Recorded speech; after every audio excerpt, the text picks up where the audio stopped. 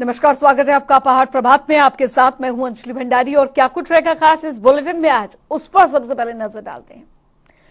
आखिर पंजाब के अजनाला कांड पर क्या बोले सीएम सुक्खू? 2024 में आने वाले विधानसभा चुनावों पर भी दिया बयान, दिखाएंगे आज। हिमाचल में उभरा एक और सीमेंट विवाद, अब किसने सुलगाए विरोध के अंगारे? हमारी खास रिपोर्ट में देखिए पूरे विवाद की इनसाइड स्टोरी।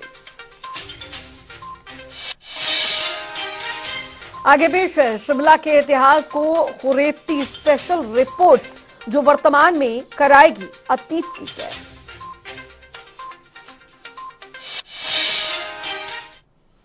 चलिए रुक करेंगे, इस बीच आ रही है एक बड़ी खबर की ओर, बड़ी जानकारी आ रही है, उसका रुख सबसे पहले कर लेते हैं। तो बड़ी खबर, मुख्यमंत्री सुक्खू का बड़ा बयान। अजनाला हिंसा पर बोले सीएम सुक्खू। अजनाला हिंसा पर सीएम सुक्खू का बयान इस बीच सामने आया है। पंजाब सीएम जानते हैं सभी परिस्थितियां, इस बात का जिक्र उन्होंने किया है कि पंजाब के सीएम सब जानते हैं, सारी परिस्थितियां जानते हैं, चुनाव से पहले बताएंगे टारगेट। तो मैं कोई भविष्य वक्ता नहीं हूं, इस बात का जिक्र उन्होंने अपने बयान में किया है। क्या कुछ कहा मुख्यमंत्री ने, आइए सुनते हैं। पंजाब के मुख्यमंत्री काफी लंबे समय से रहे हैं, वो पंजाब की स्थिति को बहुत अच्छी तरह से जानते हैं और जो वर्तमान में मुख्यमंत्री है वो भी अपनी आंतरिक जो सुरक्षा है उसके बारे में ज़्यादा चिंतित होंगे। ऐसा तो है नहीं कि मुख्यमंत्री कोई राज्य का होता है, लेकिन जिस भी दृष्टिकोण से कोई भी बात होती है उसकी गहराई तक जरूर जाना चाहिए कि उसमें कितनी सच्चाई है। उस समय की सिचुएशन के हिसाब से, उस एरिया की सिचुएशन के हिसाब से किन परिस्थितियों में वो लोग गए और किन परिस्थितियों में उन्होंने बात की, उसको अंडरस्टैंड करना बहुत जरूरी है। आम आदमी पार्टी सक्षम है वहाँ सरकार चलाने में, लॉ एंड ऑर्डर? देखिए, मेरा मानना है कि छोटी सी ये कई बार हम बात को बड़ा बन जाती है, तो कई बार जो परिस्थिति वहाँ पैदा हुई होगी कि वो किस बात से परिस्थिति पैदा हुई, उस दृष्टिकोण से पंजाब की सरकार को देखना चाहिए। और पंजाब की सरकार में अभी तो ये इंसिडेंट हुई है, उसमें करने में भी सक्षम है। उसमें कौन सी वो मुख्यमंत्री वो जानते हैं कि कैसे निर्माण चीजों पर मैं ज्यादा जाना नहीं चाहता, लेकिन मैं जानना चाहता हूँ कि जो भी घटना घटी है और मुख्यमंत्री जी उसको देख रहे होंगे और निश्चित तौर पर कड़ा वो फैसला लेंगे। वो उनके स्टेट में 4 सीट है, टारगेट तो फिक्स हुआ होगा कितना जीतना है आपको, क्या करना है, क्योंकि आप लोग अब इलेक्शन मोड में आ जाएंगे 2024 में। देखिए, वो तो 24 जब शुरू होगा उसके 3 महीने पहले की क्या परिस्थितियां होती है उसके आधार पर चुनाव होता है। टारगेट क्या है आपका? टारगेट अभी भविष्य वक्ता तो हो नहीं कि टारगेट जितना चाहेंगे आप। देखिए, वो तो उन समय की परिस्थितियों के हिसाब से कह सकते हैं। हम तो जब आप चुनाव होते थे तब भी आप बोलते थे कि आप बताइए सरकार, हमने बोला सरकार बनेगी, आगे की जो परिस्थितियां होगी तो उस समय मैं आपको जरूर मिलूंगा और आपको जरूर बताऊंगा। बढ़ेंगे आगे, उधर बिलासपुर में सीमेंट उद्योग में ढुलाई भाड़े का मसला सुलझने के बाद अब दूसरी सीमेंट उद्योग का विवाद खड़ा हो गया है। ऐसे में यह जानना जरूरी है कि आखिर इसके पीछे की वजह क्या है। देखिए पूरे विवाद की इनसाइड स्टोरी हमारी इस खास रिपोर्ट में। अडानी सीमेंट कंपनी के बाद अब अल्ट्राटेक कंपनी ने भी सीमेंट ढुलाई का भाड़ा कम कर दिया है। अडानी कंपनी की तर्ज पर अल्ट्राटेक कंपनी ने भी अब प्रति किलोमीटर और प्रति मीट्रिक टन के लिए रेट निर्धारित कर दिए हैं, जिसके तहत बड़ी गाड़ी के लिए 9 रुपए 30 पैसे के हिसाब से मिलेगा भाड़ा, छोटी गाड़ी को 10 रुपए 30 पैसे के हिसाब से भाड़ा देगी कंपनी। मैदानी क्षेत्रों में 5 रुपए 15 पैसे ही दिया जाएगा भाड़ा। इससे पहले माल भाड़ा 9 रुपए 71 पैसे और 10 रुपए 71 पैसे के रूप में दिया जा रहा था। उधर ट्रक ऑपरेटरों की मांग पर परिवहन सहकारी सभा ने कंपनी के किराए में कटौती के फैसले को नामंजूर कर दिया। यही नहीं, सभा के पदाधिकारियों ने आपात बैठक भी बुलाई। इसमें कंपनी के फैसले के खिलाफ अल्ट्राटेक में कार्यरत 3500 ट्रक ऑपरेटर आगामी रणनीति बनाएंगे। दूसरी ओर कंपनी प्रबंधन ने सीमेंट उद्योग में कार्यरत सभाओं के प्रतिनिधियों को माल भाड़ा कम करने का पत्र भी भेज दिया है। कंपनी के एक तरफा निर्णय से ट्रक ऑपरेटरों में रोष है, वहीं इसको लेकर अल्ट्राटेक कंपनी और ट्रक ऑपरेटरों के बीच बातचीत होगी। जॉइंट एक्शन कमेटी के मुख्य सलाहकार दौलत सिंह ठाकुर ने कहा कि कंपनी के साथ विभिन्न मसलों को लेकर चर्चा होनी है। उन्होंने कहा कि कंपनी को अभी हाल ही में हुई बैठक से अवगत करवाया गया है। हमारे यहाँ पर अल्ट्राटेक में कार्यरत जो विभिन्न परिवहन सभाएं हैं, उनकी सभी लोगों की और जो हमारे ट्रक ऑपरेटर है, उन सभी लोगों की आज यहाँ बागा के अंदर बैठक हुई और उसमें ये निर्णय लिया गया कि हम पूर्वत की भांति जैसे हमारा ढुलान का कार्य चल रहा था, वो कार्य हम बाधित नहीं करेंगे और कल हमारी कंपनी के साथ जो बैठक है, उस बैठक में हमारी जो समन्वय कमेटी है विभिन्न परिवहन सभाओं की, उनके सभी ओहदेदार आकर के कंपनी से बातचीत करेंगे और जितने भी हमारे मसले हैं, चाहे वो जैसा अंबुजा के अंदर की पैटर्न की बात है या एसीसी के पैटर्न की बात है, उन सारी चीज़ों को देख करके कि हमारे यहाँ जो सुविधाएं हैं और हमारे यहाँ जो मुश्किलातें हैं, उनके मुताबिक हम अलग तौर से जो है वो अल्ट्राटेक का पैटर्न बनाना चाहते हैं और हम कंपनी से अच्छे संबंध चाहते हैं और काम को बाधित करने का हमारा कोई इरादा नहीं है फिलहाल। लेकिन यदि बहरहाल अडानी समूह के नक्शे कदम पर अल्ट्राटेक कंपनी ने सीमेंट ढुलाई का भाड़ा कम कर दिया है। बता दें कि अडानी समूह के साथ ये विवाद करीब 90 दिनों तक चला। अब अल्ट्राटेक के साथ भी विवादों का दौर चलेगा। ऐसे में अल्ट्राटेक ने 41 पैसे माल भाड़ा कटौती करने की अधिसूचना भी जारी कर दी है। देखना होगा कि अल्ट्राटेक विवाद मिसाल पेश करेगा या एक नए विवाद का सानी बनेगा। जनता टीवी के लिए बिलासपुर से सुभाष ठाकुर की रिपोर्ट। उधर प्रदेश कांग्रेस प्रवक्ता सुदर्शन शर्मा ने बयान देते हुए दावा किया है कि हिमाचल में सुखविंदर सिंह सुक्खू सरकार की ओर से पेश किए जाने वाला बजट जन कल्याणकारी होगा। बता दें कि यह सुक्खू सरकार का पहला बजट होगा। ऐसे में सुदर्शन शर्मा ने मुख्यमंत्री सुक्खू को प्रदेश की जनता के प्रति निष्ठावान बताया, साथ ही जनता के साथ किए गए 10 वायदों को निभाने में पूर्णतः वचनबद्ध तक करार दिया। उन्होंने आगे कहा कि पूर्व में रही सरकार की ओर से विरासत में दिए गए 76,000 करोड़ के कर्ज को ध्यान में रखते हुए ही मौजूदा सरकार जनहित में निर्णय ले रही है। सुक्खू सरकार का हिमाचल प्रदेश के लिए ये पहला बजट जो है ये हितकारी होगा, क्योंकि हिमाचल प्रदेश सरकार को पूर्व में रही बीजेपी सरकार द्वारा दिया गया विरासत में 76,000 करोड़ का कर्ज के बावजूद जो कांग्रेस सरकार है, जिसका नेतृत्व हमारे निष्ठावान और ऊर्जावान मुख्यमंत्री ठाकुर सुखविंदर सिंह सुक्खू जी कर रहे हैं और उनकी जो टीम है वो कम खर्चे करने के लिए प्रयासरत है, जिसका ज्वलंत उदाहरण दे दिया है जनता को। और जो हमारे यशस्वी मुख्यमंत्री द्वारा 10 किए गए वायदे, उन वायदों को चरणबद्ध तरीके से निभाने के लिए जो मौजूदा सरकार है, कांग्रेस की सरकार, वो वचनबद्ध है। ये भारत साल 2023 के लिए G20 की अध्यक्षता कर रहा है। अब ऐसे में देश भर में इससे जुड़े कार्यक्रमों को आयोजित किया जा रहा है। ऐसे में हिमाचल में भी G20 के प्रतिनिधियों का स्वागत किया जाएगा, जिनकी मेजबानी का जिम्मा धर्मशाला के कंधों पर है। 19 और 20 अप्रैल को होने वाली बैठकों के लिए विशेष तैयारियां शुरू कर दी गई हैं। कमेटी के प्रमुख विपिन सिंह परमार ने प्रेस वार्ता में जानकारी देते हुए बताया कि इन बैठकों में IMS, WHO और UN के प्रतिनिधियों समेत 70 प्रतिनिधि भाग लेंगे।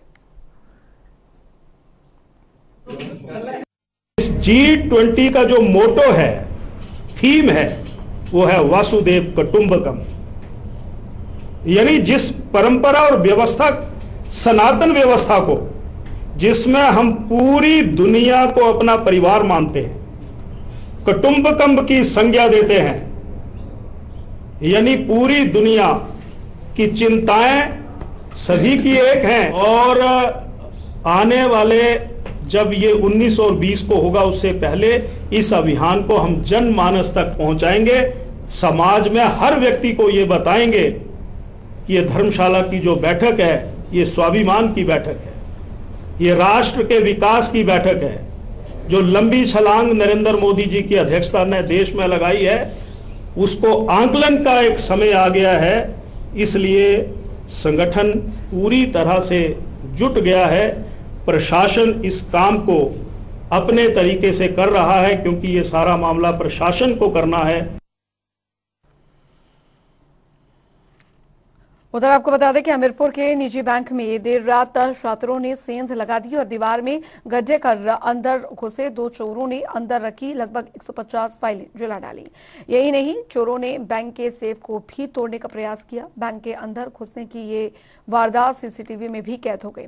बताया जा रहा है कि चोरों ने अंदर घुसने के बाद हर तरफ पैसों की तलाश शुरू कर दी, लेकिन हाथ कुछ नहीं लगा। बाद में उन्होंने बैंक के लॉकर को भी तोड़ने का प्रयास किया। चोरों के बैंक में घुसते ही अलार्म सिस्टम से अधिकारियों के मोबाइल पर मैसेज चला गया। इस बीच पुलिस लगातार चोरों की तलाश में जुटी है।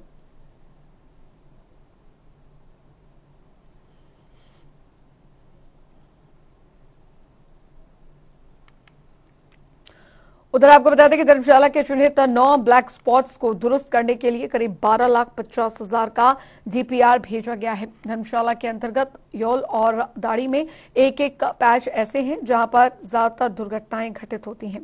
जिले भर में ब्लैक स्पॉट को चिन्हित कर दुरुस्त करने का अभियान चल रहा है। इसी कड़ी में धर्मशाला के चिन्हित 9 ब्लैक स्पॉट्स को दुरुस्त करने के लिए लाखों का डीपीआर भेजा गया है। इसके अलावा एक्सीएन, पीडब्ल्यूडी और उपमंडल कमेटी के साथ कई सड़क मार्गों का मुआयना भी किया जाएगा। 8 ब्लॉक स्पॉट चिन्हित किए जाते हैं और आपको बता दें तो उनका भी सुधार किया जाएगा। धर्मशाला के एसडीएम ने बताया कि दुर्घटनाएं कम हो, इसके लिए ब्लैक स्पॉट को सुधारने के आदेश उपायुक्त की ओर से जारी किए गए हैं। उपायुक्त महोदय द्वारा समस्त उपमंडल अधिकारियों को और एक्सीएंस को ये आदेश दिए हैं कि जो हमारे ब्लैक स्पॉट्स हैं उनको जल्द से जल्द ठीक किया जाए। तो इसी विषय में मैं बताना चाहूँगी, धर्मशाला में स्टेट हाईवे में हमने 4 ऐसे अलग अलग पैचेस हैं जहाँ पे 9 ब्लैक स्पॉट्स देखे हैं, आइडेंटिफाई किए हैं। 12.5 लाख रुपए का उसमें डीपीआर आगे भेजा है ताकि हम उन रोड्स को थोड़ा बेटर बना सके, एक्सीडेंट्स कम हो।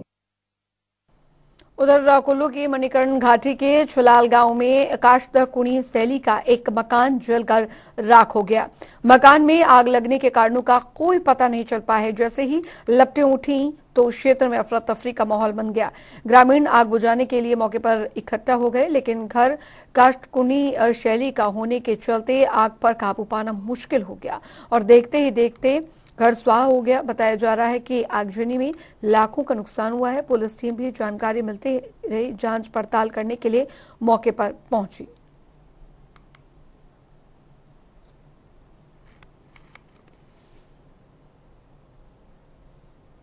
उधर जिला कुल्लू के ऊंची घाटी की सलिंगचा पंचायत में सड़क निर्माण में कुछ परिवारों पर रोजी रोटी का संकट गहरा गया है। देखिए निर्माणाधीन सड़क पर बने लोगों के लिए मुसीबत।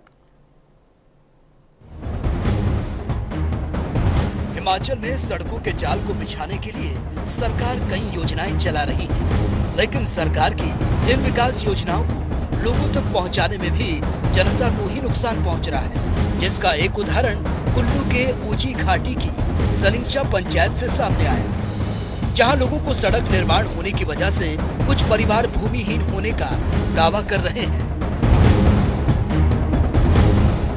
तो वहीं परिवारों ने मुख्यमंत्री सुखविंदर सिंह सुक्खू से मांग रखी है कि सड़क को अब दूसरी ओर से निकाला जाए ताकि 18 परिवार भूमिहीन होने से बच सके। ऊंची घाटी की सलिंगचा पंचायत के शेरडी गांव से तीर शाडी गांव तक सड़क का निर्माण किया जा रहा है।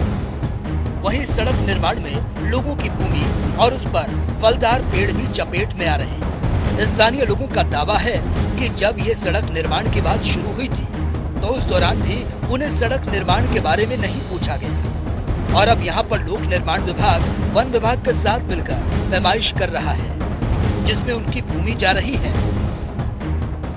पूरा परिवार हमारा लैंडलेस हो रहा है, रोज रोटी नहीं है हमारे पास। ये हमारा क्या नाम है, ये रोजगार है। हमारे बच्चे कैसे पढ़ाएंगे, स्कूल कैसे भेजने, अब हमारा तो यही सोर्स है जी, और कुछ नहीं है। जिनकी भी जमीन आ रही है, चाहे वो जायज है चाहे वो नाजायज है, इन लोगों को पूछा नहीं गया। आज तक किसी भी तरह से जो है वो इनको पूछा नहीं गया, इनकी मंजूरी नहीं ली गई। सन 2019 से चला हुआ है, लेकिन इन्होंने हमारे कोई विश्वास में नहीं है, ना कोई हमने एनओसी दी और ना ही हमने इन्होंने कोई पूछा हमारे को। आज तक सन अब 2023 लगा हुआ है, लेकिन अभी तक कोई बातचीत नहीं हमारे साथ हुई। बल्कि हम विधायक के पास भी गए थे, विधायक ने बल्कि इनको बोला कि आप दोनों पक्ष बैठ के आपस में बात करो, कंप्रोमाइज करो, उसके बाद निकालो। लेकिन फिर भी इन्होंने नहीं बुलाया हमारे को। इसके लिए हमारा यही प्रार्थना है कि हमारे न्याय मिले, और यही प्रार्थना करते हैं जी हम। वहीं पहाड़ी के नीचे लगे लोगों के फलदार पेड़ों के बगीचों को भूस्खलन की वजह से नष्ट किया जा रहा है, जिससे लोगों की रोजी रोटी पर संकट खड़ा हो गया। अब देखने वाली बात यह होगी कि सरकार और प्रशासन का ध्यान इस समस्या पर कब तक जाता है और लोगों को कब तक राहत मिल पाती है। जनता टीवी के लिए मनिंदर अरोड़ा की रिपोर्ट।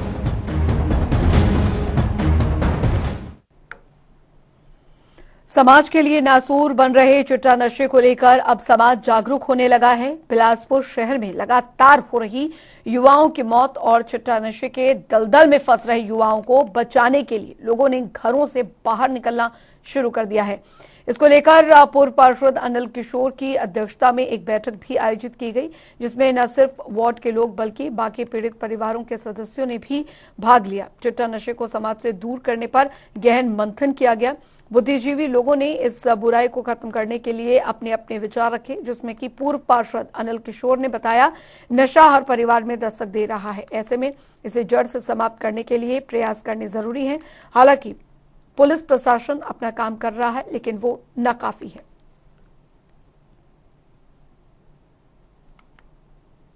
चलिए अब रुक करते हैं स्पेशल रिपोर्ट की तरफ।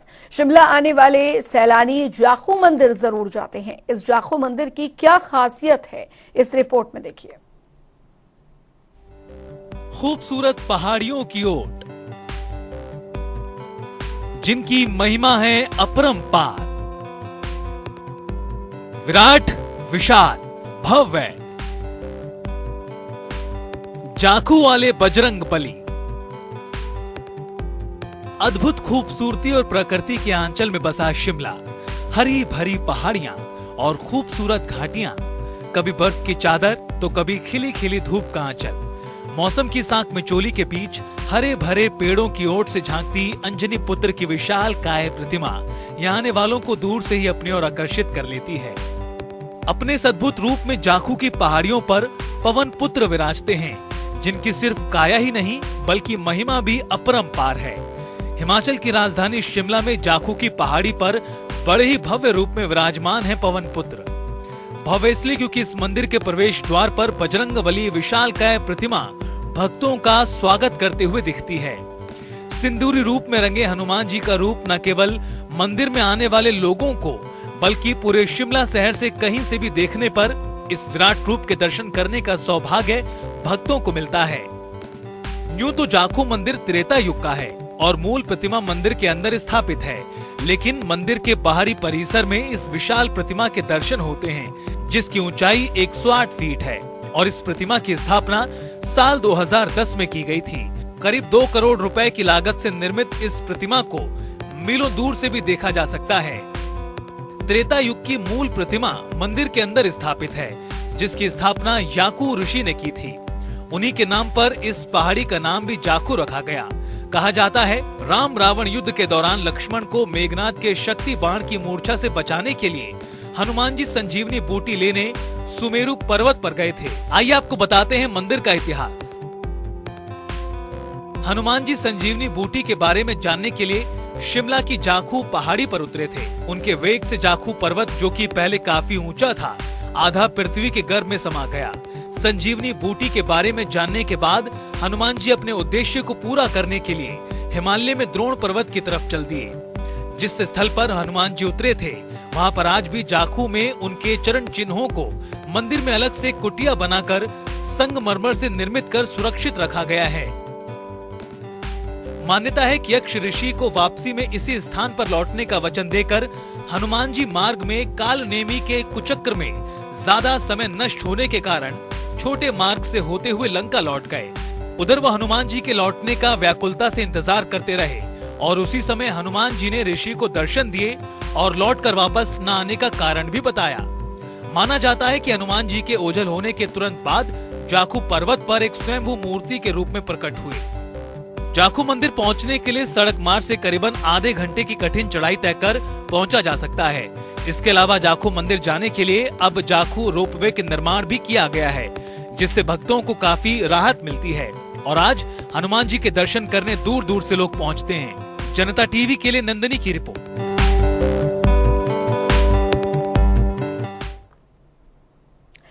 सिर्फ जाखू मंदिर से नहीं, शिमला अपने आप में ही एक ऐतिहासिक शहर भी है, लेकिन यहाँ का नगर निगम ही इस इतिहास को सहेजने में नाकाम नजर आ रहा है। इस बात का जीवंत सबूत है शिमला का गंज रोड, जिसे भगत सिंह रोड के नाम से भी जाना जाता है। आखिर क्यों शिमला का गंज रोड इन चर्चाओं का केंद्र बना हुआ है? देखिए नगर निगम की लापरवाही पर गौर कराती हमारी इस स्पेशल रिपोर्ट में।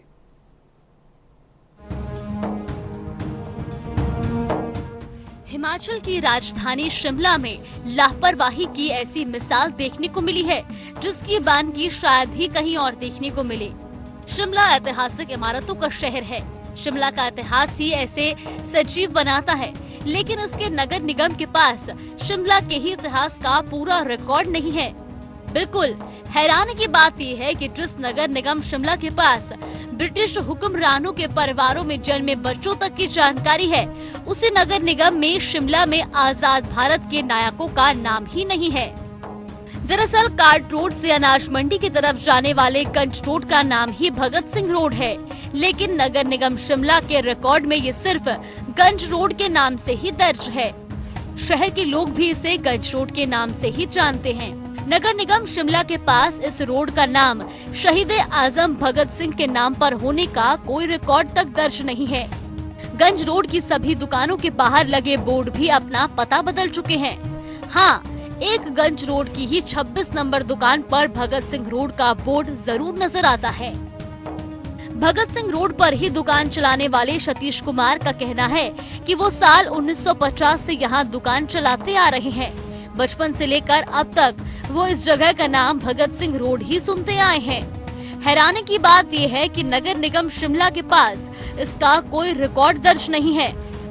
उन्होंने कहा कि साल 1996 में भी उन्होंने नगर निगम शिमला से यहाँ भगत सिंह के नाम पर पार्क और उनकी प्रतिमा लगाने का प्रस्ताव दिया था, लेकिन अब तक ये पूरा नहीं हो सका। इस सब के साथ ये भी खुलासा हुआ, अगर भगत सिंह रोड शिमला लिखकर डाक डाली जाए तो वो भी गंज रोड पर ही पहुंचेगी। दुकानों की बिल बुक और बाकी सरकारी कागजों पर भी भगत सिंह रोड का नाम ही दर्ज है। मेरी पैदाइश है 1950 की, लेकिन तब से मैं जानता हूँ भी इसको भगत सिंह रोड ही कहते हैं। हमारी जो दुकान की बिल बुक्स हैं या कुछ भी है उसके ऊपर जो आगे जो मेरे बुजुर्ग हैं वो जैसे चलते हैं हम भी वैसे चलते आ रहे हैं। चलिए इसी के साथ इस बुलेटिन में अभी के लिए फिलहाल इतना ही। आप बने रहिए जनता टीवी के साथ। एक ब्रेक।